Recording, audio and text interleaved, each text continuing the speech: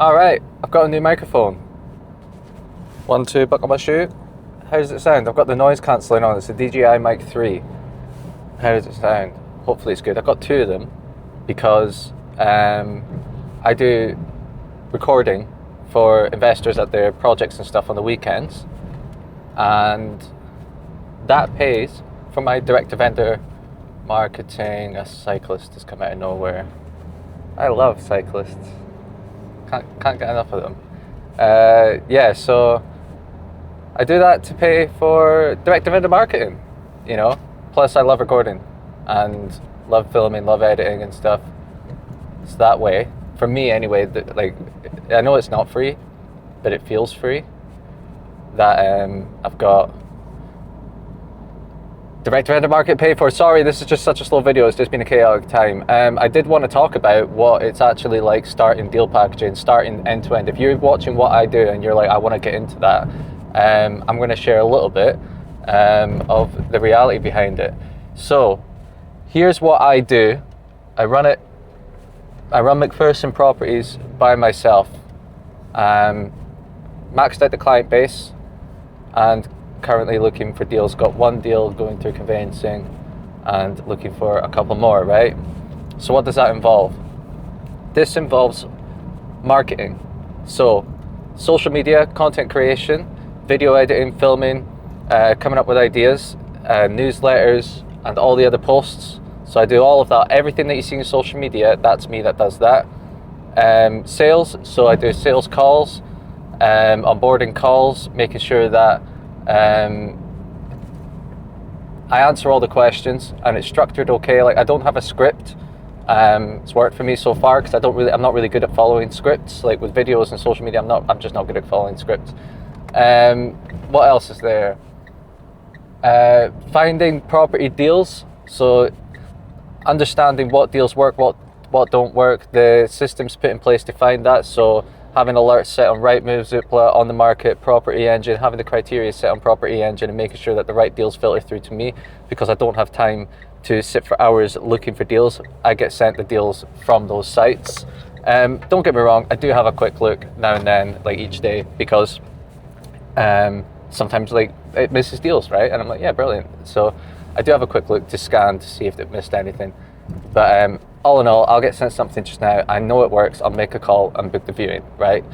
Then you've got the accountancy. Obviously, you've got like, you have an accountant, but make sure that you stay on top of your accounts, like receipts and all that stuff, and everything's going through the company or through your personal, right?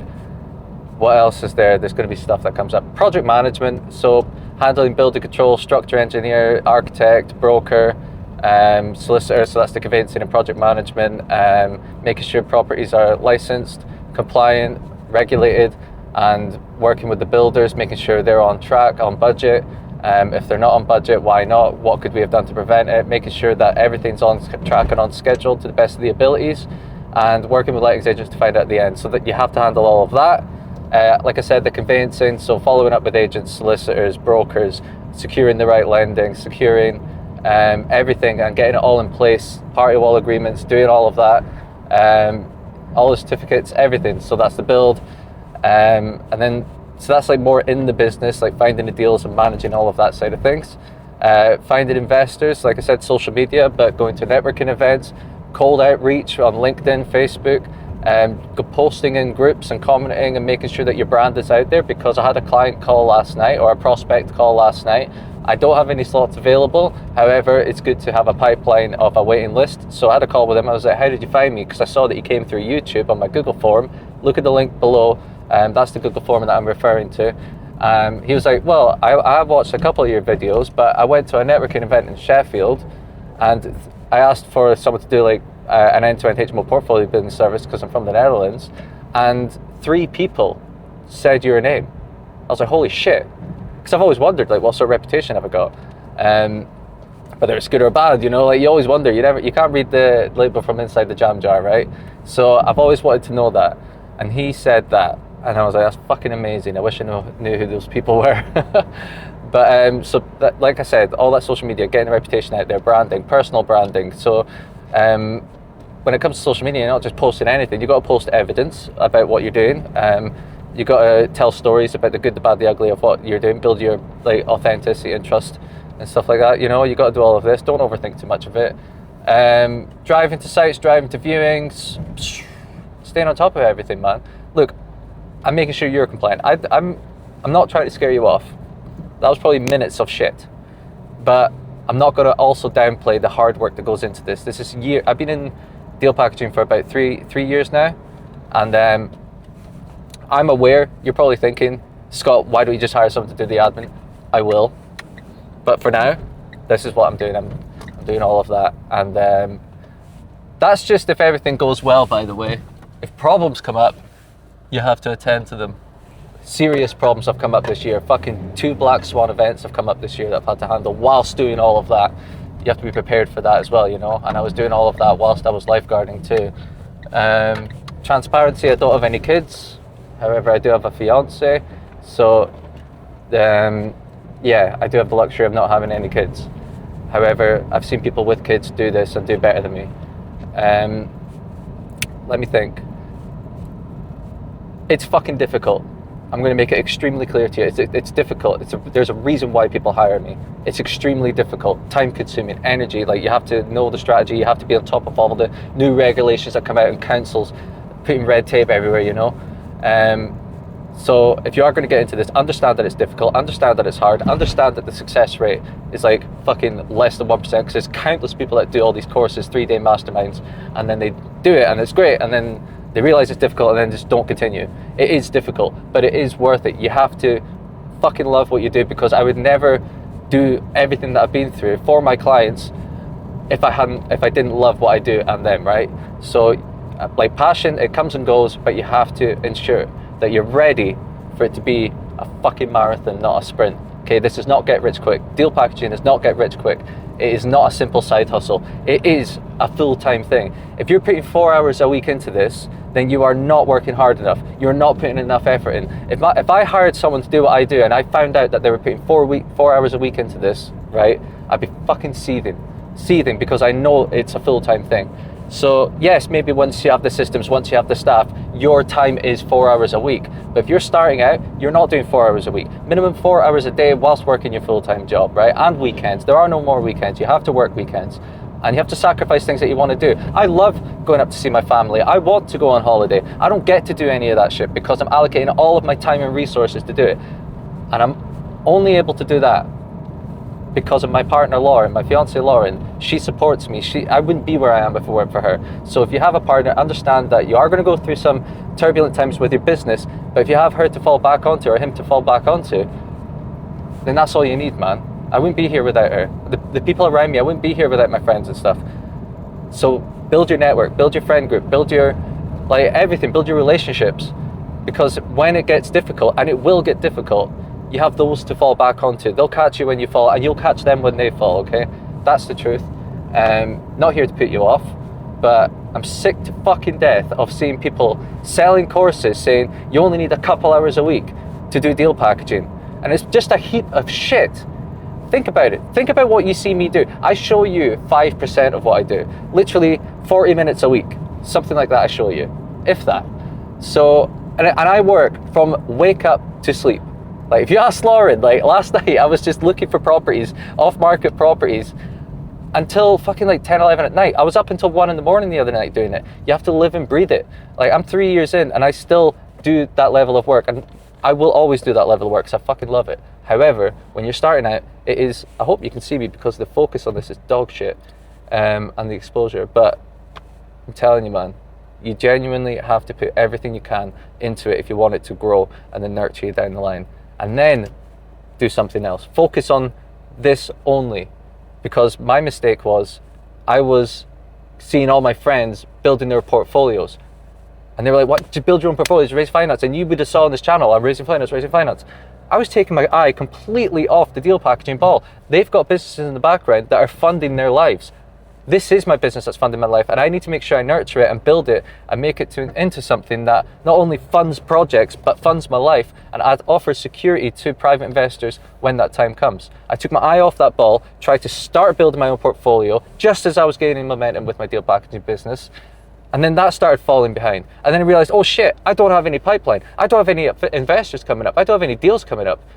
So I made sure all of my focus is now on that. I now maxed out my investor wait list, client slots, and now I've got deals in the pipeline again. But that doesn't mean I go back to private investors and doing that. It means I stay doing that. I keep the momentum going. I build an office. I get staff. I build it into a company that changes people's lives. And then I do my own portfolio, right? And this is it, and that's that. Rant over. I hope you can see me. I'll try to edit and post. Right, site visit day. Let's.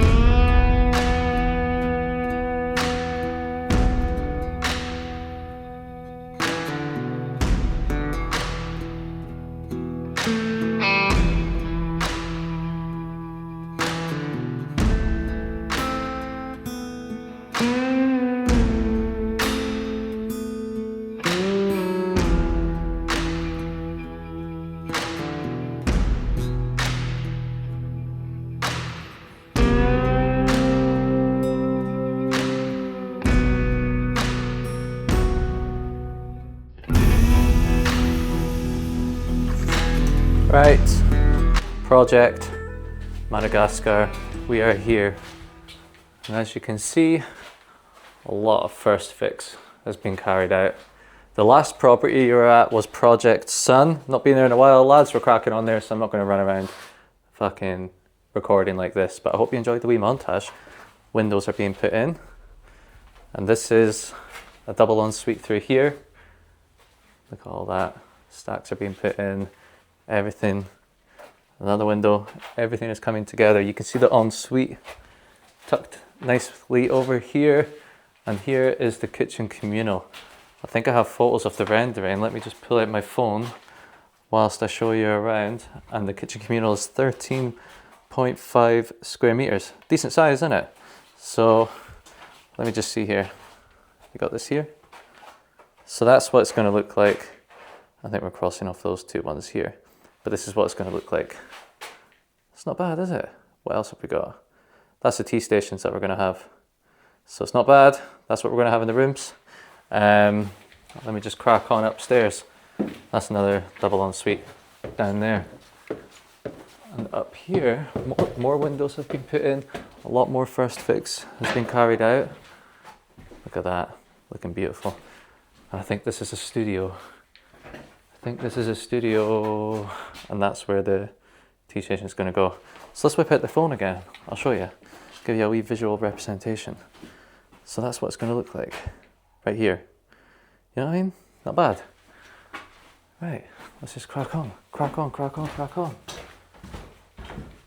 This is a watertight building. Officially, I think. I'm pretty sure. Let's go upstairs. Yes, it is. This is the loft conversion. And the windows have been put in up there. How nice is that? Well, buzzing. So, not much to see really. You got the shower going in here, waste going up there. Listen, I went on my wee rant earlier. Today's been a chaotic day. I just had another lead come through YouTube. If you're watching this, mate, that was a good call. Done the call whilst I was driving between site visits. And as I was talking earlier, that's what you've got to be prepared to do. Like 1 minute you're dealing with site visits, right? And you've got all these problems come up and you've got to solve them immediately. Next minute you look at your calendar and it's like, oh shit, I've actually got an investor call in a few minutes. And then you've got to like switch into that mode. Be prepared for questions being asked to you. Make sure that you're telling the truth when you're speaking about your services and stuff, you know. And it was quite a difficult one because he was a really, really nice guy. And I think we are going to work together down the line. However, at the moment, the funds isn't enough. And this is where you've got to be really honest, because I've seen other deal packagers or whatever you want to call us take the piss. You know, I said to him from the get-go, I was like, I don't think you have enough money to carry out my service, like hire my service. However, down the line you may be able to, but right now you don't have enough money. And it's hard because you're getting rid of like a lead, but at the same time, it doesn't mean never say never. He did say, like, you know, he might be able to pull in some money, raise some finance and stuff. Is there a way I can sit you down rather than hanging around? It's a bit low, but I'll crouch down. Yeah, so he did say he had enough money. No, he could raise from finance. So then we went on to talk about the service I provide. Like, I went through everything, the full end-to-end service, the fees, everything like that. Answered all the questions. I'm going to send them over case studies, because a no now doesn't mean a no forever. You know, it doesn't mean no forever. Like, you might be able to raise finance, you might be able to pull together some money, but I don't want anyone using every last pound to hire me, because A, I don't want you having no fucking money for a long time, you know. You're quite exposed, you know, you're quite exposed to risk. But B, if this thing goes over budget, you know, if we peel back the plaster and there's a crack here and the crack is going all the way up, and next thing you'll peel plaster over there, you peel plaster over there, and there's cracks everywhere, then, you know, you might have to pull in more funds. If it goes over the contingency, I've seen it happen before, you know, you might have to pull in more funds. Black swan events happen, like some serious things happen on a build. And I've lived it, I've experienced it, currently experiencing it. I need to know that you've got additional funds available should that happen. We're not going to throw everything into it. Because in my opinion, you're way too exposed, and then you're going to be way too like emotional about it, in a sense. And it's not your fault, it's not our fault, it's just a thing. So that's it, that's what I'm thinking, man. So yeah, if you get a prospect, if you get a lead, have that relationship, see what you can do, whether you work together or not. Just be like, look, it's not a good fit just now, but who knows, it might be some time down the line. And my slots are filled anyway, so it's not a good fit for me just now anyway, you know. However, circle back to it. And then in that time, build that relationship, see what you can do. And if they choose to do another strategy, the worst case scenario, you've got a friend. Best case scenario, you've got business and you're helping someone change their life. You know, like, it's a win-win situation. It's not everything's like a bad thing, but stick to your guns, stick to your morals. Don't take on too much, because even if I did take him on right now, it's too much for me. I'll end up diluting my service for other clients in order to bring him on board, and they're paying full price. So why would I do that? You know, don't over leverage yourself. There's power in saying no, but it doesn't mean no forever. It just means no for now. And be honest, like, if you're like, this person can't afford it, don't do what that other fucking property guy does and, you know, take out a credit card, use all your money, go fucking steal something, all that sort of shit, and take all your money to fund my service, to fund my lifestyle, you know, and just prey on people that are in desperate situations. I ain't ever doing that, even if it's at my detriment. I would rather just make sure the clients I bring on board, they're ready, they're willing, they're ready to go, they've got the contingency pot, and we put a fucking 5 to 10 year plan in place. You know, we don't just put them through the ringer for one project. So this is just a ranty old video. This is a ranty old video. Right, I'm gonna finish it if you're watching this long, because who the fuck cares about what I think? If you're watching this long, man, I hope you've learned something from this video. I'm gonna do a nice wee montage of this place. This place is flying. It's doing really well. I fucking love the build team on this. And this is an example of when you pay extra for a builder. If you find a builder and you've managed to squeeze them down to your price, it's cheap, but the numbers work, don't fucking do it. You know, you end up paying it all anyway. So this is an expensive builder, but a good builder, an efficient builder, a fucking capable one, and I love him. So that's it. Another little rant. Right, let's do this montage. Remember to like and subscribe. I love you lots. See you in the next one.